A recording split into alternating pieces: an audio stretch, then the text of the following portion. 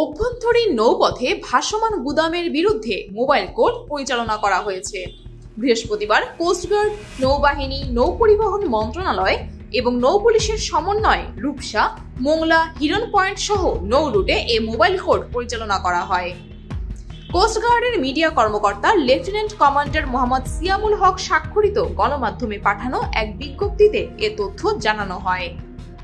বিজ্ঞপ্তিতে বলা হয়, বাংলাদেশ কোস্টগার্ড উপকূলীয় ও নদী তীরবর্তী অঞ্চলের নিরাপত্তা নিশ্চিতকরণে নিরলসভাবে কাজ করে যাচ্ছে।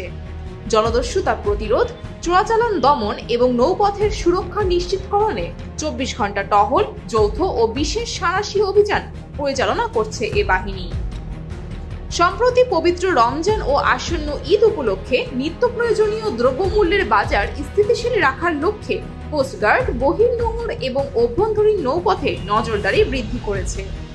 এই ধারাবাহিকতায় বৃহস্পতিবার বাংলাদেশ কোস্টগার্ড, নৌবাহিনী, নৌপরিবহন মন্ত্রণালয় এবং নৌপুলিশের সমন্বয়ে হিরন পয়েন্ট, হারবাড়িয়া, মোংলা, আংটিহারা, রূপসা ও নোয়াপাড়া নোঙর এলাকা সংলগ্ন নৌ রুটে মোবাইল কোর্ট পরিচালনা করা হয়। ভোজ্য তেল এবং অন্যান্য খাদ্যদ্রব্যাদি বহনকারী জাহাজ লাইটার সমূহ যাতে ভাসমান গুদামে পরিণত না হয় সেই লক্ষ্যে উক্ত মোবাইল কোর্ট পরিচালনা করা হয়।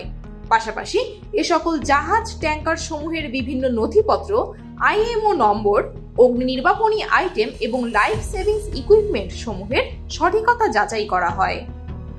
এছাড়াও বাণিজ্যিক জাহাজ সমূহ যাতে নিরাপদে গন্তব্যে পৌঁছাতে পারে তা নিশ্চিত করা হচ্ছে।